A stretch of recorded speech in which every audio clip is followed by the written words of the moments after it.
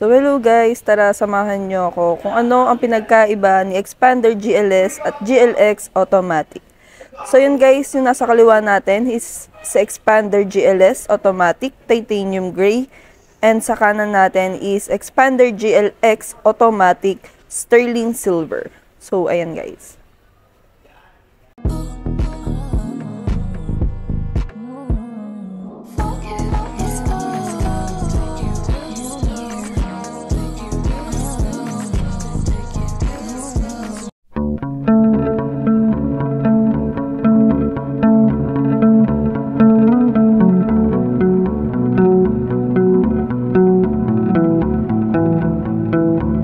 Automatic Sterling Silver, ayan makikita nyo guys, para malaman natin na si Xpander GLX to, makikita mo sa side mirror niya is body color din siya. Ayan. Sa Xpander GLS Automatic, kung makikita nyo guys, sa side mirror din po is chrome naman siya. So tara guys, tignan natin naman yung pinaka-interior ni Xpander 2024 year model. So yun guys, ito yung side or driver side ni Xpander GLX Automatic. So kung makikita nyo guys, ito yung sinasabi ko sa inyong side mirror, naka-body color din siya. At the same time, black naman yung pinaka-handle niya. So tara guys, pasok tayo. So, ito guys, yung pinaka-interior ni Xpander GLX Automatic. Ayan. So, atras lang na natin guys. So, ayan guys, kung makikita nyo, Xpander GLX Automatic, ito yung pinaka-interior niya. Ayan. So, i-compare natin siya si GLS Automatic, kung ano yung pinagkaiba nila. So, yan guys, kung makikita nyo, manual pa din po yung pinaka-handbrake. Then, ito yung transmission. Ayan. And aircon. Then, yung pinaka-monitor niya. Ito naman po yung pinaka-driver door ni Xpander GLS. Ayan. So, meron na rin naman siyang center door lock. Then, power window. Ayan. Then, ito yung dashboard niya.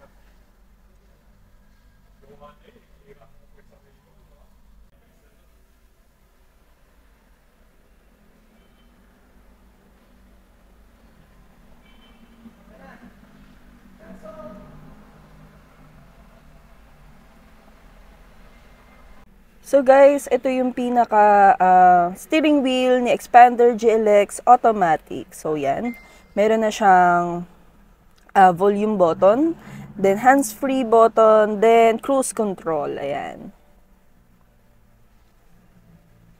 So guys, ito sa Xpander GLX Automatic.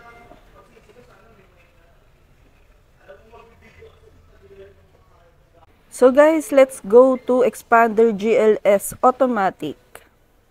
Ayan ang exterior ni Xpander GLS. So let's go guys to Xpander GLS Automatic. So ayan guys, kung makikita nyo, chrome yung side mirror ni Xpander GLS, and also chrome din yung handle niya. No, so meron din siyang KOS, keyless operating system. So let's go inside guys.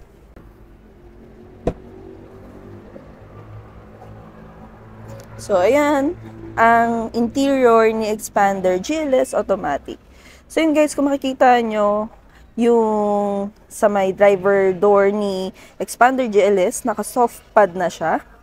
Ayan. While sa Xpander is GLX, hindi pa po. So yan guys. Pero same siya, mayroon center door lock, power window button, ayan. So ito guys, yung driver side ni Xpander GLS Automatic. So kung makikita nyo guys, sa steering wheel pa lang ni Xpander GLS compare kay GLX Automatic. So same lang naman guys, meron din siyang volume button, hands-free, then cruise control. Pero kung makikita nyo guys, sobrang classy na rin po kung tignan. Maganda na rin po. So try natin i-open yung engine ni Xpander GLS Automatic. So yan guys, binuksan natin yung makina ni Xpander GLS para makita nyo yung cluster meter niya. Ayan.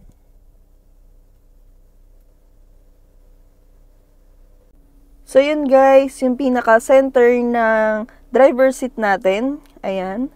Kung makikita nyo guys, wala yung manual handbrake ni Xpander GLS automatic. Dahil automatic na siya, meron na siyang brake auto hold. Ayan. Then, ito yung pinaka-handbrake ni Xpander GLS.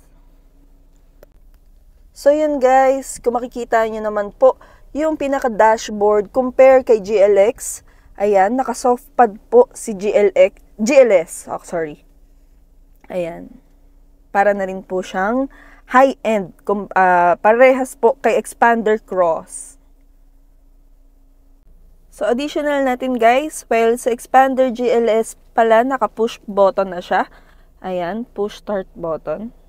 While si GLX, ayan, naka-disusi pa din po.